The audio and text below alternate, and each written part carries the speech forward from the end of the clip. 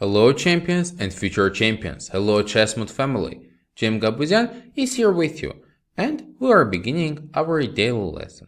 Today we are going to discuss specific semi-Hippo setup of opponent pieces and how to act against this. There is an option for your opponent to locate pieces in this way. Pawns can be located on e6 and g6, bishop on g7, and pay attention, knight to e7.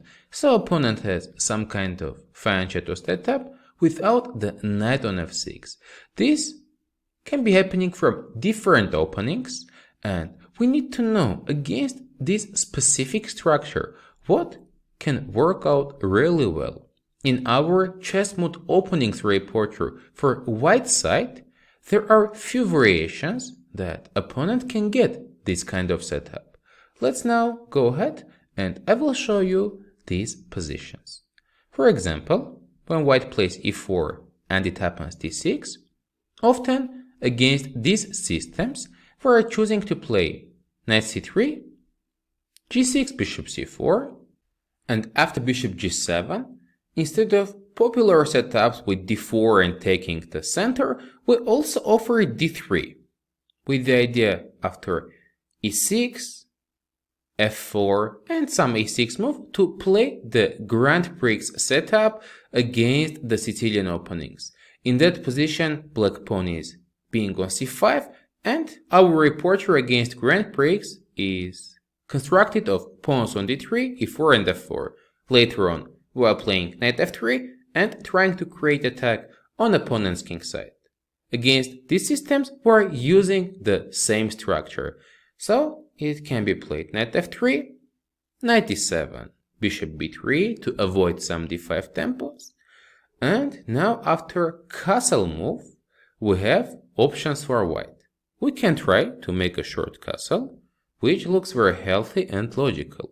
But instead of doing this, there is another option available. And those of you who watched the daily lesson number 68 might be understanding what am I talking about. As well, if you haven't seen it, I definitely recommend you to check it out. Now it's white to move. I will offer you to pause the video and think about possible strategies and downsides of black specific setup, especially position of their knight on e7 square. First of all, let me tell you a little detail. In the daily lesson number 68, as I have mentioned, the title is, should we include h4 and h5 moves in the position? In other words, whenever we go h4 and the opponent plays h5, it favors to us or it doesn't. Here we can play h4. Let me quickly tell you that going c5 for black and ignoring this is not a great choice, because after h5, followed by some knight g5, queen f3 and queen h3 ideas, white will be able to create a strongest attack. So, after h4, black cannot ignore this, and after h5, we have the following picture. Our knight is on f3 square. When black plays h5, g5 square is being weakened. We can make a value out of this. When we play h4, g4 square is being weakened. But black doesn't have a knight on f6. This is a specific weakness of knight's position on e7, and often going h4 now is a good option for white. But the downside of h5 is not only losing the g5 square. In this concrete case, we didn't even castle yet, and nothing is wrong if in future we go to the long side. This means we can ignore the bad structure on our king side and sacrifice with g4. Of course, we'll never again go to the short side, but as I have mentioned, we don't really need this. After pawn takes, white can go knight to g5. The goal is to open up the position with h5 and attack on opponent's king. Sounds very nice. Black can try to go g3 and h5. Now we will see a game played by one of our pro members, how white is conducting a strong attack and winning in this position. It happened g2, black tried to distract the rook, and rook g1. Even though our king side is crashed, we don't worry because our king is really safe. Black is not having enough resources to bother it. In opposite, soon, in a few moves, we're going to activate all of our pieces. It happened knight c6, rook g2, knight d4, pawn takes g6, knight takes, and white queen goes for h5, important square, creating a mating threat. If black now goes rook to e8, there are definitely a lot of great moves for white. For example, queen h7 looks attractive, it allows king to f8. We may think if we capture on f7, what will happen in this case? Even though black cannot take back because queen g6 is winning, they are getting a nice resource of queen h4 check, and at least in this position when white's trying to attack, black is on time to trade off the queens. For this reason, after rook e8, white makes an important f5 move. Now black cannot take back because of bishop f7 check. And after f5 and knight e5. Already queen h7 is much stronger. The thing is there is no knight on g6, so the file is being opened and rook joins the game. After king f8 and knight e6 check, white is winning. We're planning to capture on g7 with the tempo, and opponent king will be mated sooner or later. Let's now go ahead and we will see another example with the same setup. In this one, I will show you positions happening exactly in Sicilian Grand Prix variations. And let me mention that this one as well we are offering in our ChessMood anti-Sicilian courses as the white side. It can be played e4 c5, knight c3 d6 f4, g6 knight f3, bishop g7 and bishop c4. Everything is very similar to each other, and here black can play e6. This is not a great move, but still very much playable, and a lot of players are using it in their games. White goes d4, getting a center, pawn takes knight d4, knight e7, bishop to b3. It's a move again to avoid some d5 tempos. And now, after castle, bishop b3 and knight bc6, instead of going for the short side, white makes the decision to play queen d2, a6 and play the long castle. Again, the idea is to use position of opponent's knight on e7. Here black plays bishop d7 move.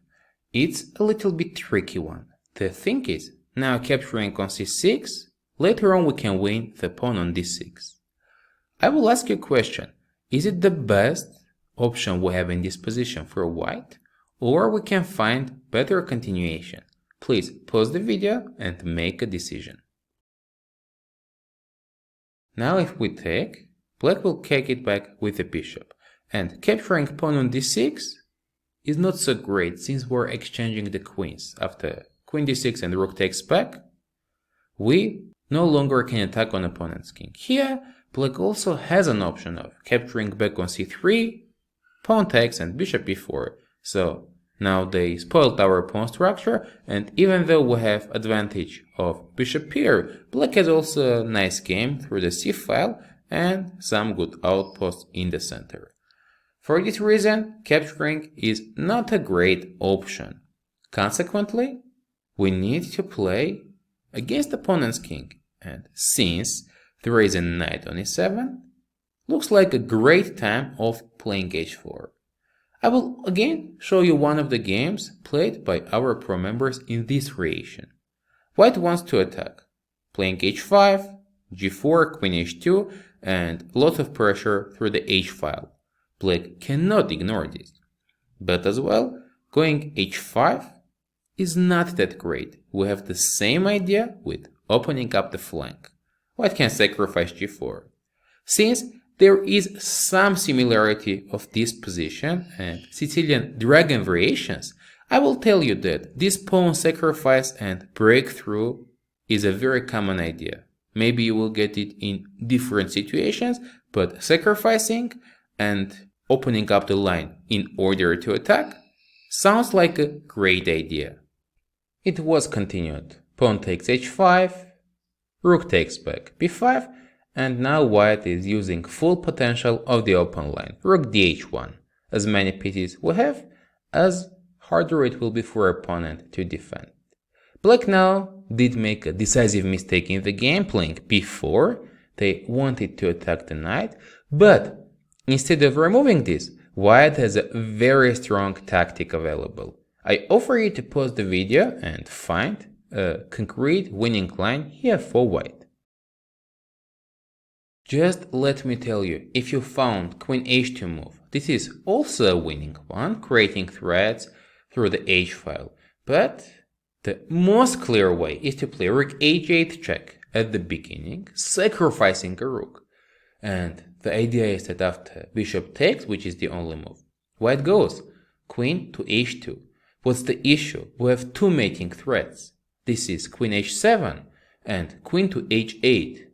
In a single move, black cannot prevent both of them. Whatever they play, one of these moves is mating. If black goes king g7, we can play queen h6 check, throwing opponent's king back, and after king g8 and queen takes, white's winning. After queen h2 move, black player resigned. Another time, we have seen how to use opponent's specific setup when they are having knight on e7 and fine to bishop on g7. h4 turns to be a very successful resource. I'm not saying always go for this, but as well you can know that this idea is very common and a strong one. Let's now go ahead and you will get your homework position. At this moment we have completely different structures, reminding something from the English game. It's white to move, and we can again see that the opponent has a fine shadow structure and the knight is on e7. Question to you is the following. Is h4 a good decision now? And if so, what can be a logical replace of opponents as well? Can they play something like h5 and prevent our h5 idea? You can share your thoughts and ideas in the comments section below. Gabuzyan was here with you. Thank you for your subscriptions, likes, and sharing this video with your friends. We appreciate it a lot. I'll see you next time during our next daily lessons.